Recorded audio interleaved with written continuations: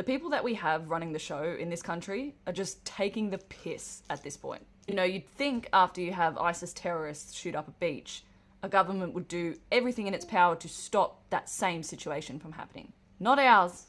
They've already rammed through some new legislation, and this is a thread about it that was posted on X by the Free Speech Union. So the first part creates an offence of displaying prohibited terrorist organisation symbols, which it's already illegal anyway, so that doesn't do anything.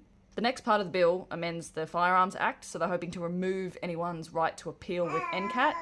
So it pretty much gives police power to take people's guns off them if they don't like their political speech. The third aspect is the public assembly stuff, so the protest stuff. Basically, if there's a declaration of terrorism, then the police can stop any and all protests all across New South Wales. And when you look at the vague, broad language in this legislation, it's a joke. A risk to community safety, including the safety of participants in public assemblies in the area.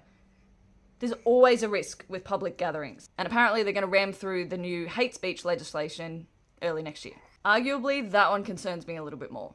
Given that we already have legislation that prohibits incitement of violence, hate speech is subjective. This is going to do nothing to stop a repeat of Bondi. It's not the guns.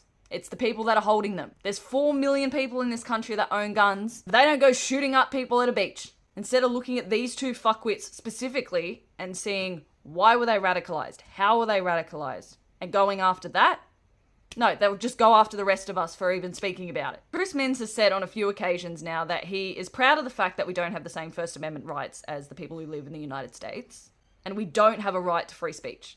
He's also mentioned a few times about how proud he is of how multicultural we are. No one voted for this. All this talk about social cohesion and we have to stop hate. What about this hate? Reckon they're going to be affected?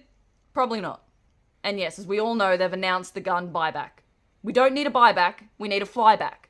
Because taking guns off rural farmers is not going to stop Islamic terrorism. If it's not a gun, it'll be a knife. If it's not a knife, it'll be a car. If it's not a car, it'll be a bomb. The weapon is irrelevant. It's the ideology that matters. And it's pretty clear that our politicians don't give a shit about us. They can just keep passing their legislation, patting each other on the back, while the rest of us are forced to live with their decisions. Never let a good tragedy go to waste, hey?